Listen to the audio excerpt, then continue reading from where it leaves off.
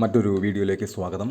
ഇന്നിവിടെ വിശകലനം ചെയ്യുന്നത് 3/9/1998 ജനിച്ച ഒരാളുടെ ഗ്രഹസ്ഥിതിയാണ്. ഉത്രാടമാണ് നക്ഷത്രം. ഉത്രാടം 3-ാം പാദം. വൃശ്ചിക ലഗ്നം. 2 ശൂന്യം. 3-ൽ ചന്ദ്രൻ. 4-ൽ കേതു. 5-ൽ വ്യാഴം. 6-ൽ ശനി. 7-8 ഭാവങ്ങൾ ശൂന്യം. 9-ൽ ബുധൻ, കുജൻ. 10-ൽ സൂര്യൻ, ശുക്രൻ, രാഹു.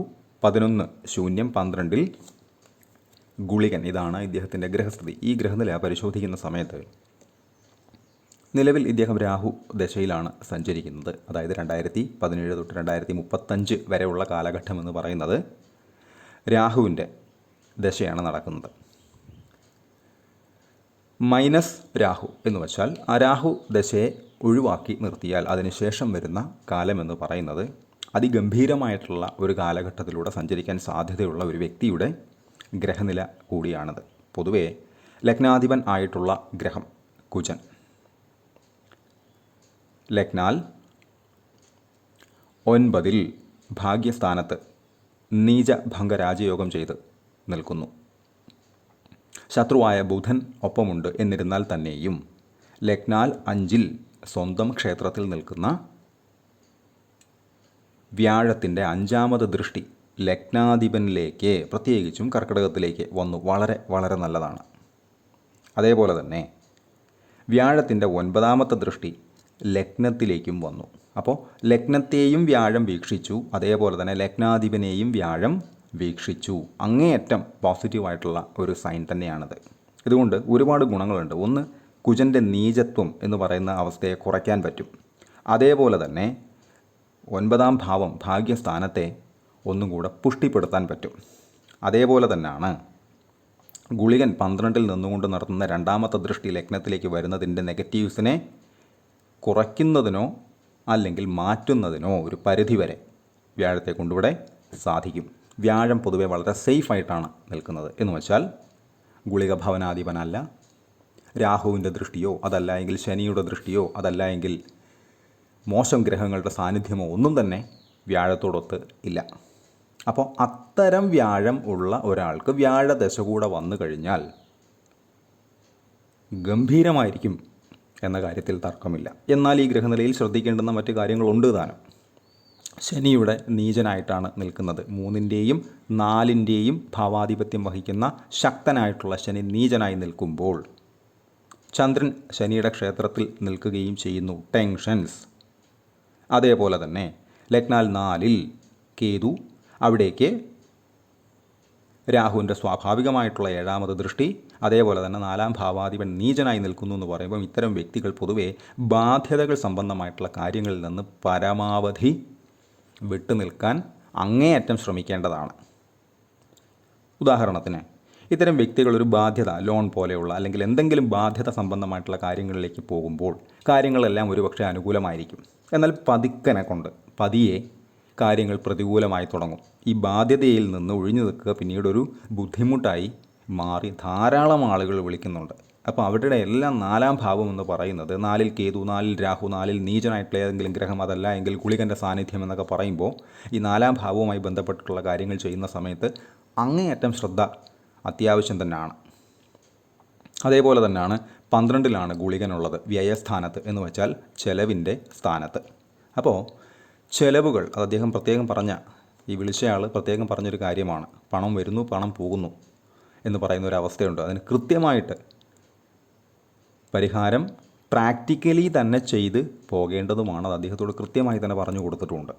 അദ്ദേഹം അതിൻ്റെ ഒരു ഭാഗം ചെയ്യുന്നുമുണ്ട്. കൃത്യമായി തന്നെ അദ്ദേഹം ചിന്തയാൽ തന്നെ. അവിടെയാണ് ഈ ലഗ്നാൽ 5-ലൊക്കെ വ്യാഴം നിൽക്കുന്നതിൻ്റെ ഗുണമെന്ന് പറയുന്നത്, ഒരു പ്രതിസന്ധി വന്നു കഴിഞ്ഞാൽ അതിൽ നിന്നും ഊരി മാറി വരുന്നതിനുള്ള വഴി ഏതെങ്കിലും രീതിയിൽ സ്വബുദ്ധിയാലെ തന്നെ തെളിയും. അവിടെയാണ് മനസ്സിൻ്റെ സ്ഥാനത്ത് വ്യാഴം, തികഞ്ഞ സാത്വിക ഗ്രഹമായിട്ടുള്ള വ്യാഴം നിൽക്കുന്നതിൻ്റെ പവർ വ്യക്തമാകുന്നത്.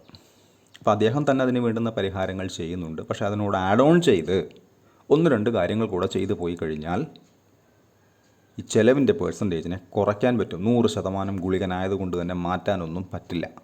പക്ഷേ അതൊരു 60-70% വരെ പിടിച്ചു നിർത്താൻ പറ്റും.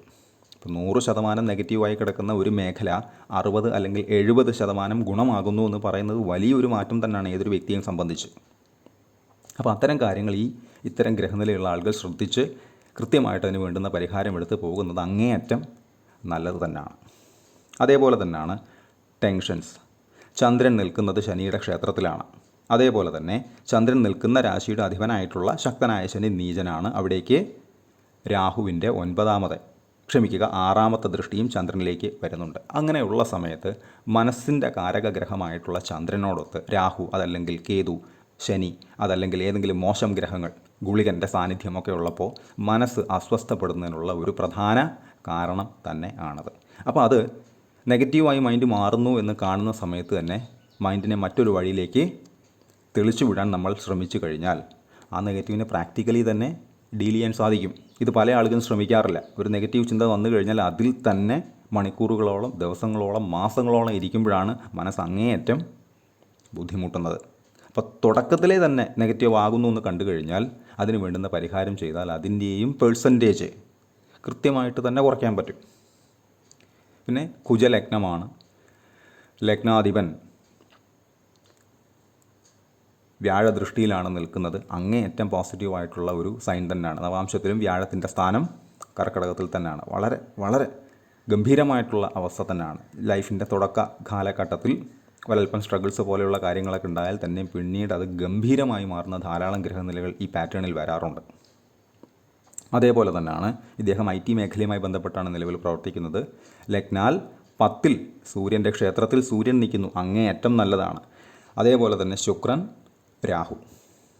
അപ്പോൾ ഭാവിയിൽ വിദേശ ബന്ധങ്ങളുമായിട്ടൊക്കെ ബന്ധമുള്ള ജോലികൾ, കമ്പനികൾ, അവിടെയെല്ലാം വർക്ക് ചെയ്യാനുള്ള സാധ്യതയും അതിൽ നിന്ന് വലിയ രീതിയിലുള്ള വരുമാനം നേടുന്നതിനുള്ള സാധ്യതയും എല്ലാം, അദ്ദേഹത്തിൻ്റെ അറിവ്, പദവി, അംഗീകാരം എല്ലാം മാനിക്കപ്പെടുന്നതിനുള്ള ഭാഗ്യാനുഭവങ്ങൾക്കും യോഗമുള്ള ഒരു ജാതകം തന്നെയാണ്. പക്ഷേ ചെയ്യേണ്ടുന്ന 1-2 കാര്യങ്ങൾ 10 രാഹു നിൽക്കുമ്പോൾ കൃത്യമായിട്ട് ചെയ്തും കൂടെ പോയി കഴിഞ്ഞാൽ അതിൻ്റെ വേഗതയെ കൂട്ടാൻ പറ്റും. അതുപോലെ തന്നെ അത് നിലനിർത്താനും സാധിക്കും. 2ാം ഭാവാധിപൻ കൂടിയാണ് ഇവിടെ വ്യാഴമെന്ന് പറയുന്നത്. നവാംശത്തിലും വ്യാഴം നിൽക്കുന്നത് കർക്കിടകത്തിലാണ്. അപ്പോൾ പൊതുവേ എല്ലാ കാര്യങ്ങൾക്കും വ്യാഴത്തിൻ്റെ ഒരു നോട്ടമുള്ള ഒരു ഗ്രഹനിലയാണ്. മാത്രമല്ല ഇത്തരം ആളുകൾ ഏത് പ്രതിസന്ധിയിൽ ചെന്നപ്പെട്ടാലും ഏതെങ്കിലും ഒരു വഴി അനുകൂലമായിട്ട് തെളിയും. കാരണം ലഗ്നാധിപനെ വ്യാഴം വീക്ഷിക്കുന്നു, ലഗ്നത്തിലേക്കും വ്യാഴം ദൃഷ്ടി ചെയ്യുന്നു. അങ്ങേയറ്റം പോസിറ്റീവായിട്ടുള്ള ഒരു സൈനാണ്. അവിടെയാണ് ഗ്രഹനിലകളുടെ പ്രാധാന്യവും വരുന്നത്. ഒരു ക്രൈസിസ്, ഒരു പ്രതിസന്ധി ഉണ്ട് എങ്കിൽ അതിൽ നിന്ന് ഊരി വരാനുള്ള എന്തെങ്കിലും ഒരു മറു തന്ത്രം ആ ഗ്രഹനിലയിൽ ഉണ്ട് എങ്കിൽ അദ്ദേഹം ജയിച്ചു. ഈ പറഞ്ഞ പോയിൻ്റ് ഇല്ലാത്തത് കൊണ്ടാണ് പല ആളുകൾക്കും ഒരു പ്രതിസന്ധി വന്നു കഴിഞ്ഞാൽ അതിൽ നിന്ന് അതിനെ തരണം ചെയ്ത് മുന്നോട്ട് പോകാൻ പറ്റാത്തത്. ഏതെങ്കിലും 1-2 ഗ്രഹങ്ങൾ സപ്പോർട്ടീവായിട്ട് നിന്ന് കഴിഞ്ഞാൽ അതിൻ്റെ ഗുണം ആ ജീവിതത്തിൽ ആ വ്യക്തിക്ക് കിട്ടുക തന്നെ ചെയ്യും. അത് എവിടെയും പോകില്ല. അപ്പോൾ അതിനനുസരിച്ച് ചെയ്യേണ്ടുന്ന പരിഹാരങ്ങൾ കൂടെ ചെയ്തു പോയി കഴിഞ്ഞാൽ അതിൻ്റെ വേഗതയെ കൂട്ടാൻ പറ്റും. അതേപോലെ തന്നെ വരുന്ന നെഗറ്റീവ്സിൻ്റെ പവർ, ശക്തിയെ പരമാവധി കുറയ്ക്കാനും പറ്റും.